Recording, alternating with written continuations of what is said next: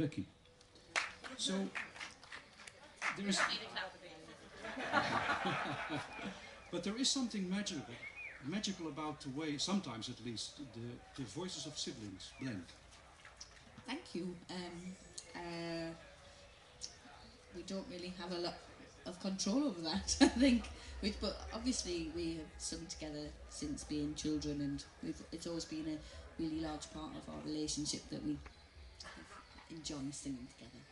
So you didn't, there was not a moment when you discovered these voices? We've just been practicing for a while. But we've always sung in our family.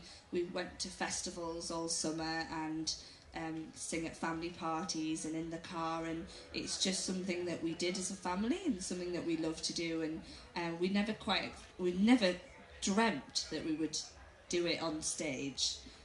But it was just a gradual development, and as Rachel says, it's always been a big part of our relationship and our friendship that we love to sing together. And as Rachel is my big sister, I think I probably just copied.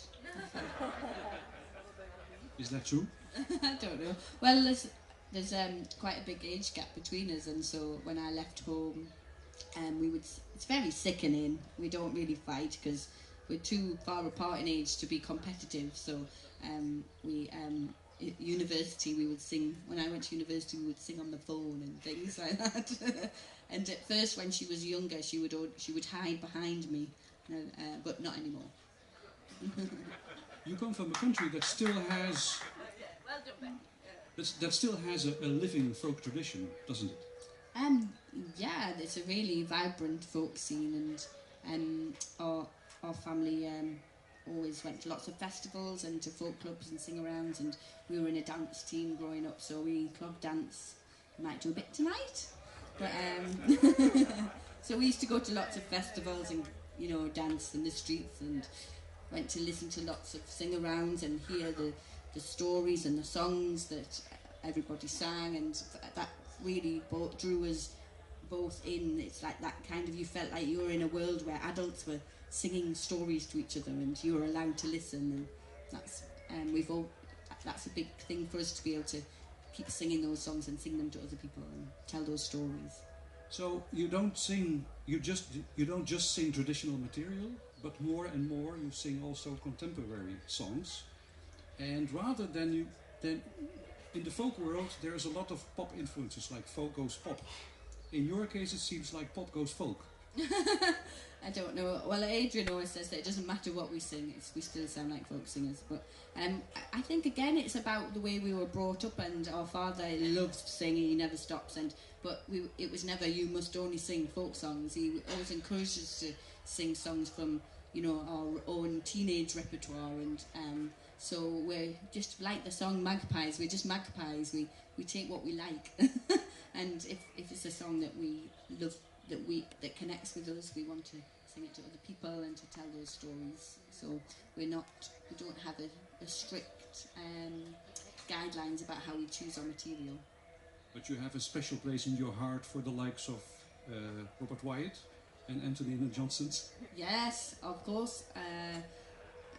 Adrian, who was skulking around before, I don't know where he's gone now, who was in our band, and my husband, he introduced us to Robert Wyatt, and I think for me and Becky both, it really connected with his music, because there's something so raw and vulnerable and open and friendly about his music, and exploratory, and that's something that's very attractive.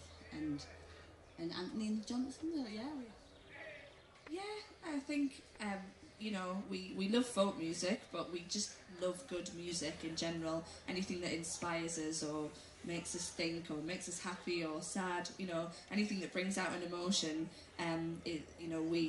if we connect it to that song, then why not? Well, why can't we sing it? For the folk tradition is always influenced by at the time, isn't it? It's not just old songs. It was, in the 60s and everything was influenced by the music that was going on then, went a bit rock.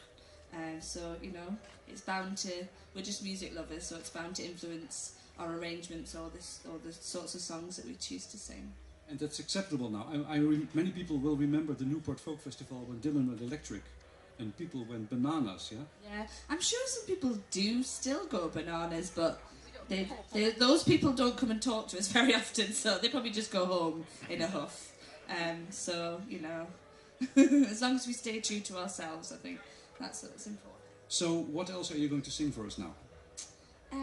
Actually, we'll sing a song that is written by Graham Miles. He is from England and spent a lot of time in Teesside, North Yorkshire area, near where we grew up, and he wrote hundreds of brilliant songs and spent a lot of time in the industries and on the moors to inspire him to write these songs. So we're going to do one of his.